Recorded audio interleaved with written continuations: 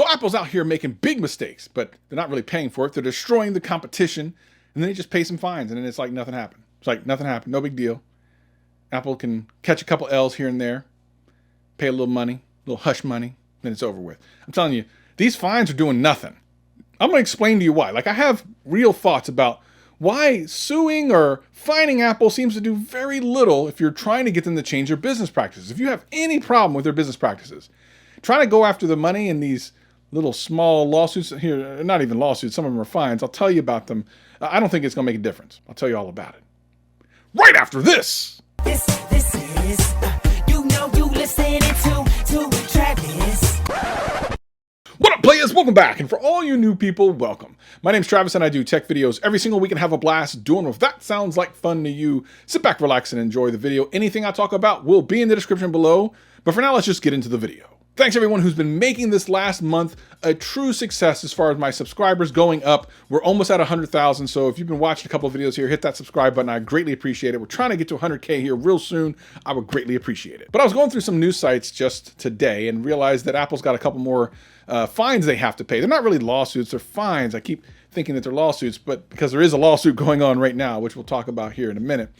And I just thought about how ineffectual some of these are. First up is something that's going on between Apple and Brazil, which I know is kind of a weird one. Apple's being fined $2 million for removing the power adapter as they are in violation of the Consumer Defense Code. Now, this is for the iPhone 12. They were told in December, and Apple reiterated its stance that it's for the environment. You know, it's for the environment. Procon SP issued them a fine. The fine also covers allegedly misleading water resistance claims. Apple supposedly declined to repair iPhones that had water damage under warranty despite touting the device's ability to survive immersion for extended periods. Now, this is actually nothing new. This happens to do with the way that Apple promotes this water resistance. Now, you will know that most of these phones are what most people would call waterproof. But they're not waterproof because legally, when you say waterproof, you're actually saying something different than what we know. Yes, you can take your iPhone, you can dunk it in a bucket of water and bring it up and it's probably going to work. But technically, that's not waterproof. When you say that your product is waterproof, there's a whole bunch of standards you have to go by, including repairing it if it actually does get damaged by water. But Apple never wants to repair your phone if it's water damaged, which is funny because they do advertise that, of course, this phone can stay submerged underwater for a certain amount of time with no damage. So you would think if you accidentally dropped your phone in the toilet or something and it became damaged that, hey, I'd like a warranty replacement.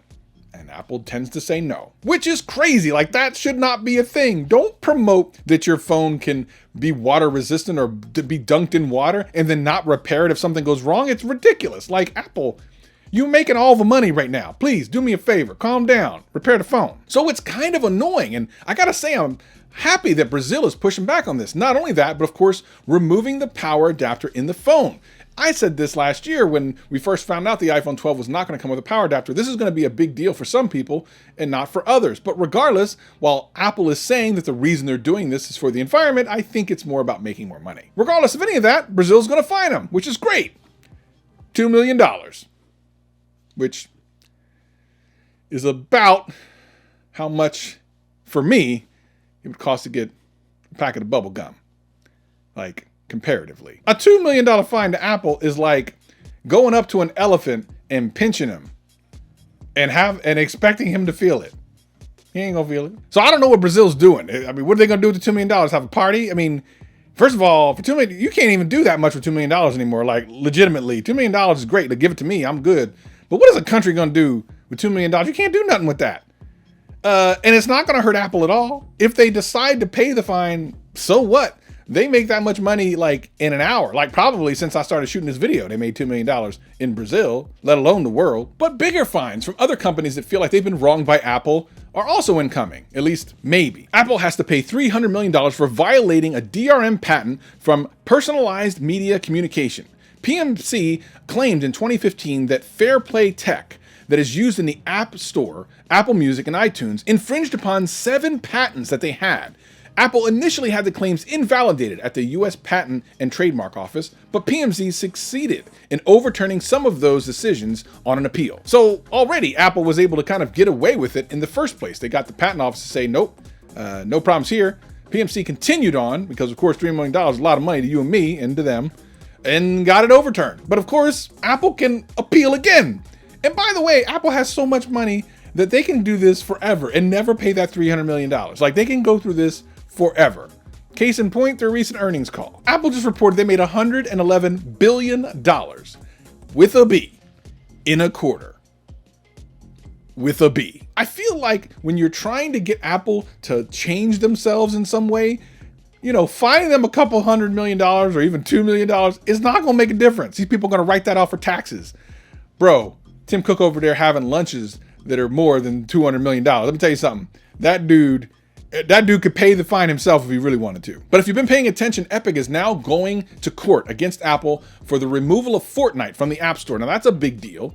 What's bigger about it is some of the executives from Apple are actually going to testify. I think because if Epic wins in this lawsuit, it actually will start a trend and perhaps a real big movement across other app developers. So they have to stamp that out. So that's why you're going to see devs go there. They can't pay them off because Epic doesn't want to be paid off. They want to be back on the App Store with, of course, the things that they want. So in that particular case, that could move the needle if Apple loses that lawsuit. But again, Apple can just keep appealing. So what they really need is to hold an L. Apple, I'm begging you, please hold an L somewhere. Like someone, maybe Epic, win this lawsuit. Apple is out of control. They're doing good things. Like their products are great, but they're too expensive and they're hurting me. They're hurting my soul. I need Apple to hold an L. Listen, if Apple can hold an L, someone tell me in the comments below, what kind of L can they hold? Would it be a lawsuit? Will it be someone fired from for inappropriate behavior at Apple? Like what kind of a controversy can we bestow upon Apple to get them to calm down? They're too excited. Listen, by the way, watch my last video. I took apart a broken iPhone and tried to fix it. It's pretty good. You need to watch it. It's right here. And I got some other videos right here. Thanks for watching, channel. Thank you for subscribing. Hopefully I'll see you at 100K. Peace and love.